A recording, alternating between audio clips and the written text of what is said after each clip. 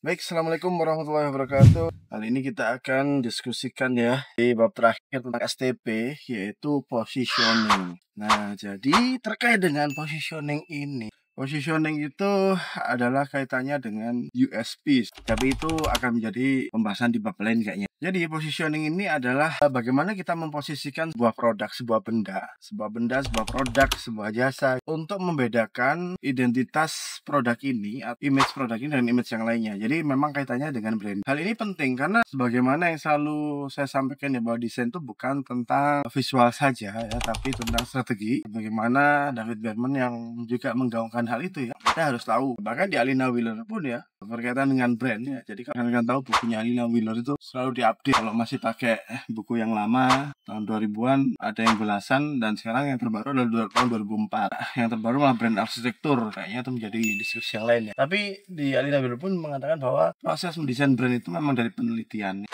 terus memperjelas strategi. Jadi setelah kita meneliti, setelah kita dapat informasi, kita perjelas strategi brandingnya itu seperti apa. Setelah itu baru kita merancang brandnya itu. Nah, untuk memperjelas strategi ini, kita harus tentukan segmentasinya siapa, targetnya siapa, dan kemudian itu di mana. Positioning itu sesederhana membedakan posisi narasi cerita dengan pesaingnya. Contoh sederhananya ada produk sama-sama sabun, sama-sama dipakai untuk mandi, tapi untuk membedakan dengan produk yang lainnya, ada sabun yang selalu berbicara tentang kecantikan. Ada Lux, ada Dove, Gift, itu sabun-sabun kecantikan. Tapi ada juga sabun berbicara tentang keluarga, kesehatan. Contohnya Lifebuoy, Dettol ada sabunnya nggak ya? Nah, seperti itu ya. Terus kemudian ada yang ngomongin tentang wanginya, Harmony gitu ya. Nah, itu adalah bentuk posisinya. Mereka sama-sama bikin sabun, tapi cara ngomongnya itu berbeda. Bahwa positioning itu membedakan produk. Positioning pun juga akan memberikan kita produk-produk pembeda strategi yang lainnya. Contohnya tadi kita sebutkan ya, bahwa Lux, Gift, Dove itu ngomongin kecantikan, tapi Dove itu bisa memberikan positioningnya sendiri, berbeda ya. Karena soal saya, narasi yang diangkat si Dove itu adalah cantik itu tidak hanya kulitnya putih, menggebrak itu. Nah, jadi di sini rekan-rekan bisa paham ya bagaimana positioning itu terjadi. Coba mungkin kalau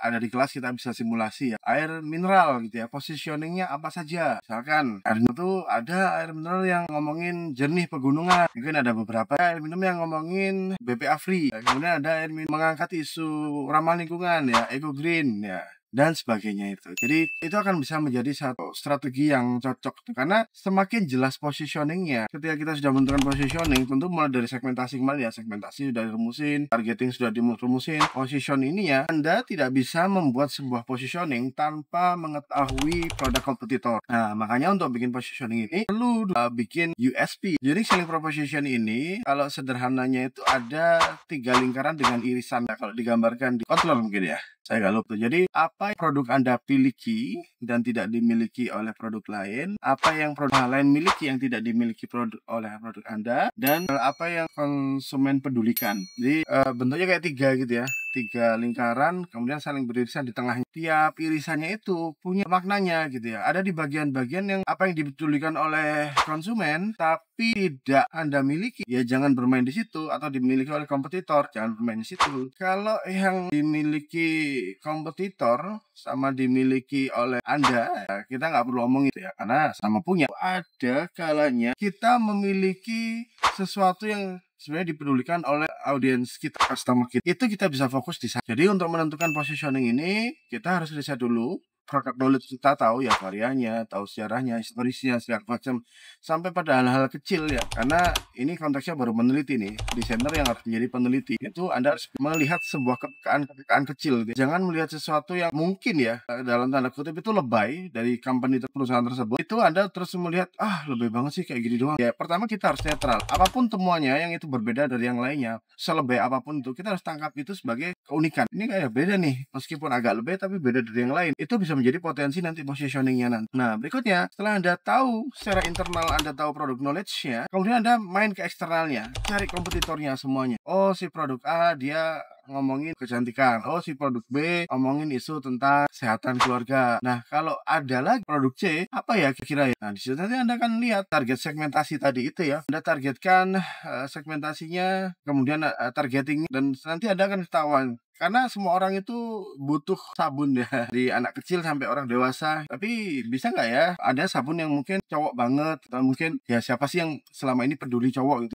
Bering. Coba sekarang kemarin ada reels juga yang mengatakan bahwa cowok memang kalau mandi kakinya nggak disabun gitu ya. Terus ada yang ekspresi, memang kaki disabun. Nah, ya, seperti itu ya. Tidak secara jelas seperti itu ya, dan bahwa ada perilaku-perilaku dari pengguna tidak umum gitu. Nah, itu bisa jadi salah juga jadi kompetitor, dan kita juga lihat dari behaviornya ya. Kita bisa cari tahu kalau kita sudah mulai targeting anak remaja, anak kosan ya, apa yang mereka pedulikan. Bisa jadi harga ya, bisa jadi kayak contoh harga itu ada di iklannya HIT waktu di tahun 2000-an awal dulu ya. Sekarang kalau ditanyakan sudah gak ada yang relate ya. Tapi HIT itu dulu pernah bilang ya, bikin iklan, terus ibu-ibunya ngambil ya di supermarket, kemudian bapaknya bilang, emang yang lebih baik dari HIT nggak ada. Terus ibunya ngomong yang lebih mahal banyak. Nah, ya, secara tidak langsung dia bilang bahwa HIT itu murah, tapi narasi yang diangkat di situ ya mengatakan bahwa konteksnya yang lebih baik, terus yang lebih mahal banyak. Berarti dia sebetulnya dari kompetitornya adalah menang di harga. Dan kalau Anda lihat mungkin sampai sekarang ya HIT itu selalu di kemasannya selalu promo,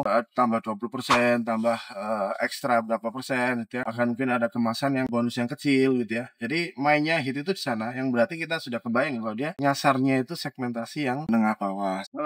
Nah, sampai pada akhirnya 3 hal tadi ya, Anda tahu internalnya ya seperti irisan tadi. Seperti irisannya apa yang Anda miliki, internal product knowledge berarti apa yang dimiliki oleh kompetitor, dan yang terakhir adalah apa yang dipedulikan oleh konsumen. Jadi apa yang kita miliki itu kita harus riset product knowledge-nya. Makanya Anda nanti harus tanya sales owner-nya, harus tanya proses produksinya, semua knowledge tentang produk itu. Terus berkaitan dengan kompetitor, Anda harus cari tahu ya berkaitan dengan apa kelebihan mereka, apa yang tidak punya dari kita ya, merumuskan USP kita. Dan yang terakhir adalah tentang behaviornya dari target segmentasi kita. Apa yang mereka pedulikan, apa yang membuat mereka gelisah, itu bisa kita jawab sebetulnya dengan empathy map atau user persona. Jadi dengan itu rekan-rekan diharapkan Anda bisa merumuskan ya positioning apa yang cocok untuk narasi produk Anda, iklan Anda, branding Anda. Sehingga dari situ kita tidak lagi bersaing pada produk-produk yang sudah ada ya, tapi kita bermain di ranah-ranah narasi yang memang berbeda dari produk yang lainnya. Seperti yang selalu disampaikan ya, quotes modern yang populer ya, sedikit berbeda lebih baik daripada sedikit lebih baik. Itu sih rekan, semoga itu bermanfaat ya. Insyaallah bertemu lagi di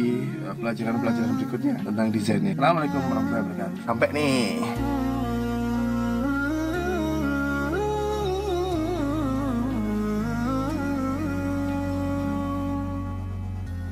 هو الرحمن أكرمنا وبالتفكير أمتعنا أهدانا